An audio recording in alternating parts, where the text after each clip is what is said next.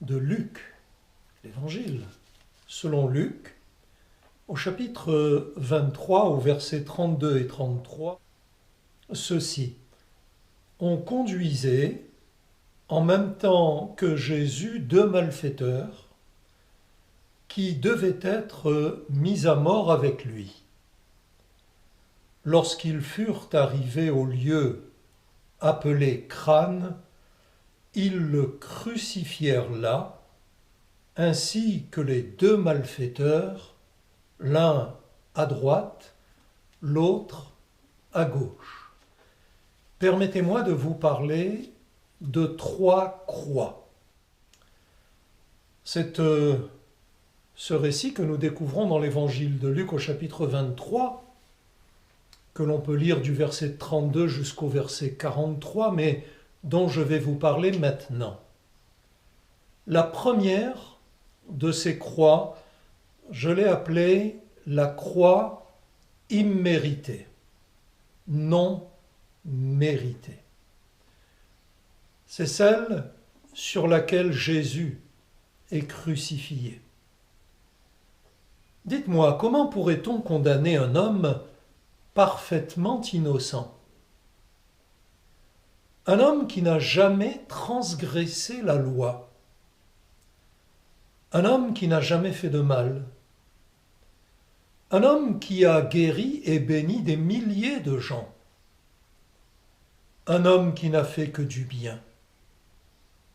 Comment pourrait-on l'accuser, l'arrêter, le condamner, l'exécuter? Ce serait une injustice criante, une injustice, une condamnation imméritée. Et c'est cependant ce que Jésus a dû endurer. Jésus a subi une condamnation qu'aurait dû subir un coupable, un pécheur, un transgresseur, un malfaiteur. La croix de Jésus, c'est la croix imméritée. Un innocent a été condamné et crucifié, exécuté par crucifixion. Cela, nous le savons, nous connaissons les évangiles, l'histoire de Jésus qui allait de lieu en lieu, faisant du bien, annonçant un message de réconciliation avec Dieu son Père, et délivrant de toute maladie, de toute infirmité, pardonnant, changeant l'orientation des vies, donnant une espérance pour ce temps et pour l'éternité. Cet homme-là était tellement jalousé et craint par les puissants qu'il a été arrêté, injustement accusé, condamné à la peine suprême et exécuté par crucifixion.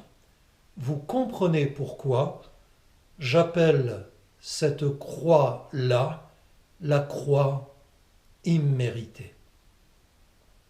Je voudrais maintenant vous parler de la croix d'un révolté. Nous l'avons lu au début de notre réflexion. Jésus a été crucifié au milieu de deux malfaiteurs, l'un à sa droite, l'autre à sa gauche. Et l'Évangile, celui de Luc en tout cas, dit que l'un des deux malfaiteurs s'en est pris à Jésus et qu'il l'injuriait. C'est le terme utilisé. C'était un homme révolté qui hurlait sa haine sur la croix, celle qui était à côté de Jésus. C'était un homme qui doutait de la divinité de Jésus. Il interpelle Jésus en ces termes: « N'es-tu pas le Christ ?» Pas le Christ. cet homme doutait que Jésus soit réellement le Sauveur promis par Dieu, envoyé dans le monde pour donner sa vie à notre place et nous communiquer gratuitement le pardon des péchés et la vie éternelle. C'était également un homme qui pensait que Jésus lui-même n'était qu'un homme, car il lui dit « Sauve-toi, sauve-toi toi-même », comme si Jésus se souciait de son propre salut, de ses propres intérêts. Mais lorsque nous lisons les évangiles, nous voyons que lorsque Jésus a été arrêté, ce qu'il avait annoncé d'avance, il n'a pas cherché à fuir, il ne s'est pas débattu, il n'a pas crié, il n'a pas injurié, il ne s'est pas battu, il s'est laissé faire. Le prophète avait dit « comme un agneau qu'on mène à la boucherie ». Or, sur la croix, à côté de Jésus, ce malfaiteur doutait que Jésus soit le Christ et pensait qu'il n'était qu'un homme comme les autres.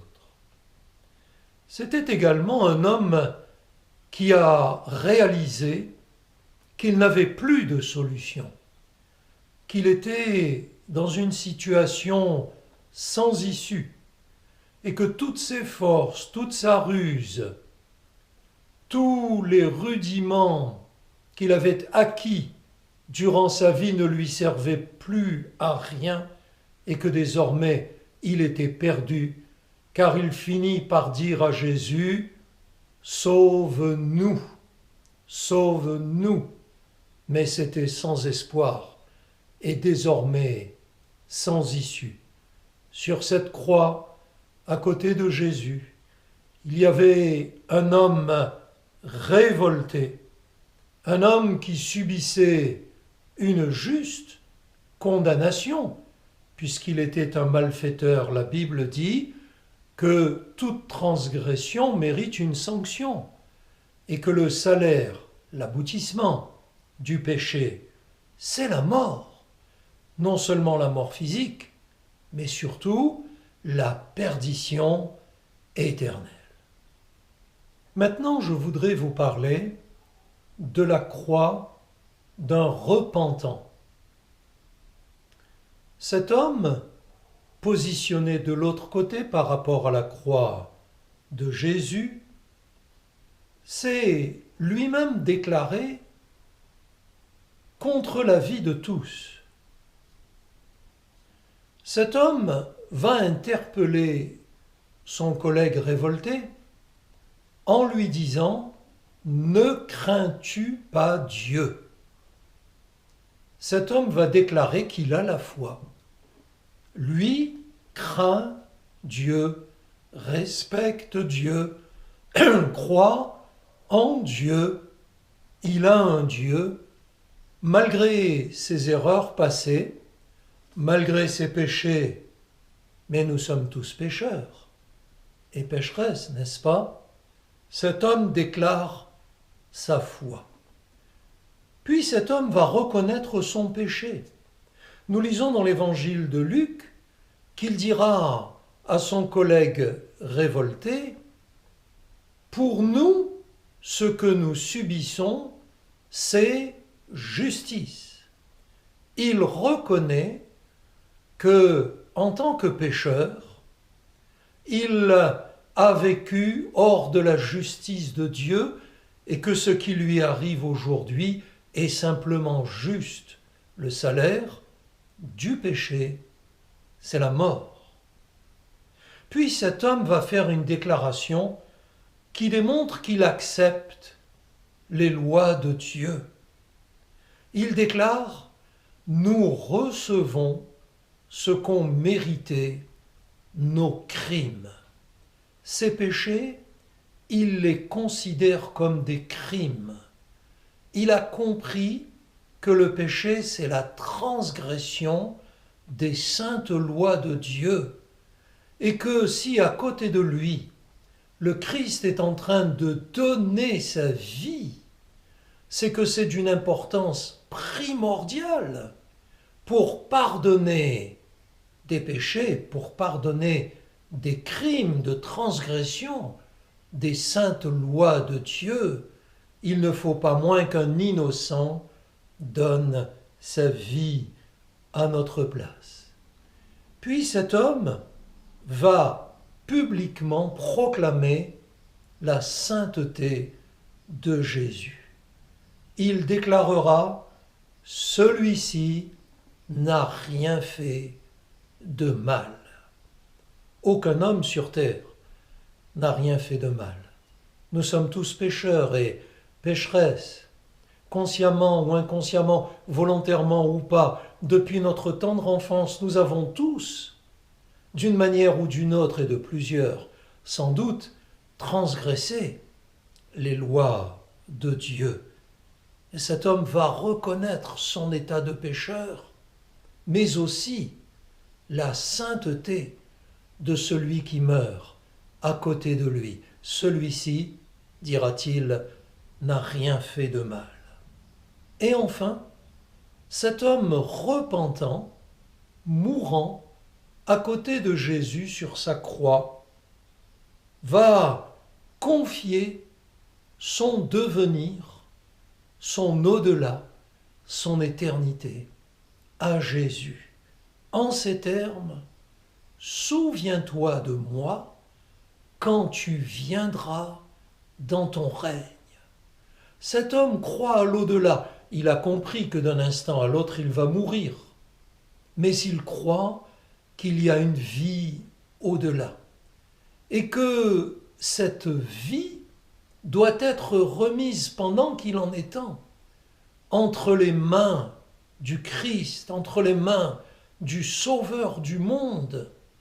Il a compris qu'il a besoin du pardon de Jésus et de la garantie de son salut. Alors il va confier son âme et son éternité à Jésus dans les termes que je vous ai dit: souviens-toi de moi quand tu viendras dans ton règne. Revenons maintenant à la croix centrale, à celle sur laquelle Jésus donne sa vie, avec à sa droite et à sa gauche de malfaiteurs, dont l'un l'a interpellé en l'injuriant, en doutant de lui, et en lui adressant des paroles de doute et d'incrédulité. J'observe qu'à cet homme-là, Jésus n'a pas répondu un mot. Par contre, Jésus a répondu à l'autre crucifié, celui qui s'est reconnu pécheur, celui qui a déclaré que Jésus était juste, le juste, celui qui a confié son avenir et son éternité à Jésus. À celui-ci, Jésus a répondu en ces termes: aujourd'hui, je te le dis, tu seras avec moi dans le paradis. Tu seras avec moi. Lorsqu'on se reconnaît pécheur devant Dieu et que l'on accepte le Christ comme sauveur, on reçoit de Jésus l'assurance du salut. Non pas un vain espoir, non pas un peut-être ou un facultatif, mais on reçoit de Jésus l'assurance du pardon de nos péchés et de la vie éternelle, du paradis, d'un temps définitif passé dans la présence de Dieu. Aujourd'hui, a dit Jésus, sauvez maintenant. Et sauver maintenant, c'est une possibilité pour quiconque, à l'instant, se reconnaît pécheur devant Dieu, comprend que sur la croix Jésus a donné sa vie, pour elle, pour lui. Quiconque, dit la parole de Dieu, accepte le Christ comme sauveur et pardonné de ses péchés, est sauvé pour l'éternité. L'œuvre de Jésus sur la croix imméritée, l'œuvre de l'innocent, l'œuvre du seul juste, l'œuvre du Christ, nous garantit le pardon de nos fautes et la vie éternelle pour notre âme, pour peu que nous nous repentions de nos péchés et que nous acceptions Jésus comme notre seul Sauveur.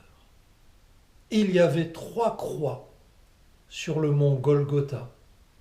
La croix d'un révolté qui est mort perdu pour l'éternité.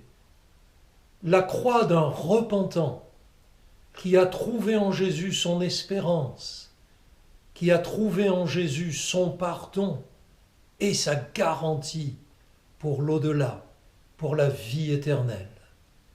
Et puis il y avait la croix centrale, celle sur laquelle le Fils de Dieu a donné sa vie pour vous, pour moi. À quelle croix vous identifiez-vous? À celle du révolté ou plutôt à celle du repentant?